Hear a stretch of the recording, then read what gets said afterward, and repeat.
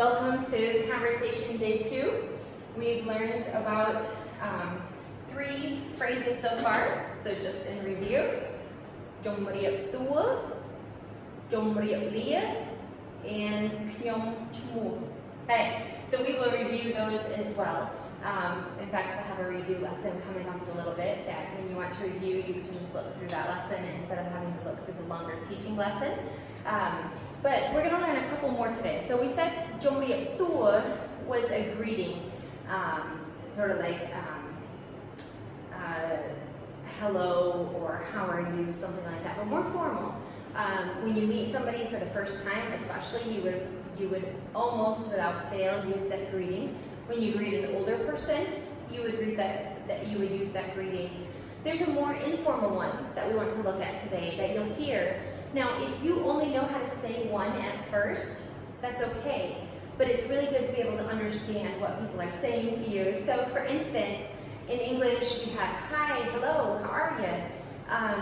And maybe if you can only say one at the beginning, maybe you would say hello every time when you greet somebody. But it's nice to understand what they're saying. If they say hi to you, you would be able to at least understand what they're saying. So add these as they come. Don't worry about their usage so much. No one's going to get upset if you say the wrong one, but it's just another way of greeting, and I would say much more informal. So this one is a lot more what I would equate to hi, just real informal. We saw each other yesterday, we see each other at church all the time. It's not an older person that I want to respect, not someone that I would call Mrs., and then her last name, something like that. So it's just this hi. The first one, I'm going to write it out in Khmer for you because we've been learning Khmer letters, and just as sort of a reminder, the first sound of this is the S sound. So I won't write out the whole rest of the word, but just start putting that together. As we learn the Khmer letters, we'll start replacing those so we don't have to use our English letters. But this word is su, and just for sake of being consistent, I'm going to write the O sound, like oo and tooth. And you'll want to have some sort of key at the top of your notebook. For instance, ooh, I hope I'm not too high. I'm going to rewrite that down lower because I don't know how much my camera goes in. But ooh equals tooth. Okay, so something that you can look back on and say, this is what this symbol means. So we sort of have a key to what I'm talking about. We don't have to write it out every time. So some sort of a page, a little sticky note in your book, something like that, that would remind you what it says. So the first part of that is su. And then the next part of that is the short sound. Sua. And once again, the accent is on the first part. So sua. Sua. Sua. And the just is sort of, it's almost like going down a hill. Sua. It's there, but not very pronounced. Okay? And that will come with practice. It will roll off your tongue more. At the beginning, you'll be having to think, sua, sua, sua. It will eventually just come off to where probably when I say it, you almost don't notice it's there. You probably think there's some sound there, but not sure what's going on. So that's why it really helps to go through it really slowly and get that, but just say it over and over and over until it feels natural to you. So you can say sua. Right? The second word also starts with a S, and once again, this just has the S sound. And then the second part of this, and I'm going to actually move this to show that it's one continual word. And I'm going to add this little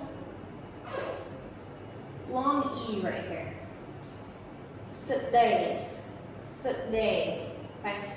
But we like to take that, our word day ends a little bit in a, it has a little bit of an E there already, a long E, but we want to make it more pronounced for the Khmer word. So, today, Stay. Stay. A. Day. It sort of ends. Now, once again, this is your accented syllable. But as you add on, just add that little E at the end. It's faint, almost not there. So, sua, stay. A. Has a little bit of a long E at the end. Right? So this one we normally don't, they call some bear. You can. We might. It's not that it's wrong, but you don't necessarily have to. It's like suasai, you know, more like a hat. Okay, so suasai. Again, suasai. Suasai. That is hi. Suasai. Both of these words actually have the saw in it, the S sound, and we will learn more about how to actually read those later. So you have your formal, sua, and you'll notice that this word sua is actually the same word. It means I'm asking you, like, how are you? I'm greeting and an asking. Okay, so suasai, sua, actually the same word right there. So this one might be a little bit easier to remember, suasai. And then we have one more greeting, and I'm trying to think of these in order of what you would use most. So there's something that we say to each other all the time, and my English equivalent would be something like, how are you? And they're like, how are you? We just, sometimes we would say that in greeting, okay? You might meet somebody and say, hey, how are you? So this is the one we're gonna talk about right now. That is just, how are you? Okay?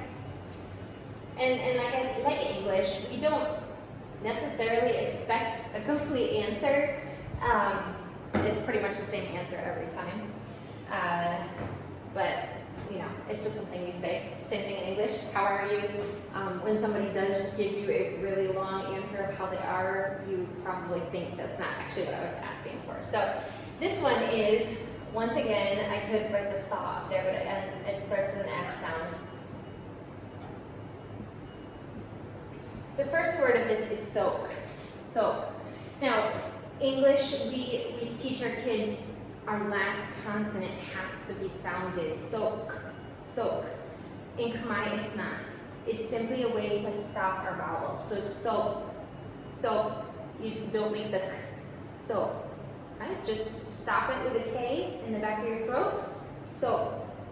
And so I sometimes think of it as almost like, instead of letting it out, almost like swallowing it. So it goes down inside of you. So, so the next word, have a lot of these in Khmer, a lot of these double consonants, that this one simply makes a sound, and then the next one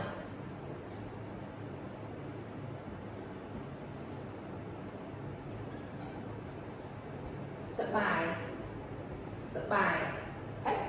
And this is your accented syllable there. Soap, sabai. And once again, I'm going to write in here fast. Okay? This is a pretty short or fast O there. Instead of soap, it's soap, soap, sabai. And then the last word is a word that you're not going to be able to say yet. Okay? They is a TH with a long A sound. And this is a question. Remember, how are you? It's a question. They, in English, we stick our tongue between our teeth to say our TH sound. The, that, this. So just for practice, try to, instead of sticking out your tongue, put your tongue in front of your front teeth and say the. It almost sounds like duh, but not exactly. The. And this is going to be the closest sound you'll get for right now. For they. So pretend like you're going to say they went to the store, but as you prepare to say they, put your tongue inside of your teeth, your top teeth, they, and that will come closer to this word, okay? So, by, they. This is the question. How are you? And then the answer is simply the top part. So, by.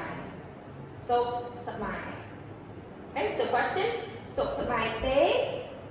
And I'm also going to put a star or an asterisk by this word, meaning in the phrase, this is the loudest or most accented word. So, by, they. And when you answer, so, by. So, by. Okay, so the by there is the most accented. All right, so somebody probably come up to you, so, by, they. You can answer, so, by. I am, so means I am healthy. Okay, so it's like healthy, happy, or no? And you're answering, I'm healthy, and I'm happy, I'm good, I'm fine. So they're saying, so, by, they. You say, so, by. All right, so that is just another way of saying, how are you? I'm fine. Okay, I know it's different from English because we think you're just skipping out a word. How does that make sense? But that's what they're asking. Healthy, happy, no? And you say healthy, happy. Okay, so it's by they.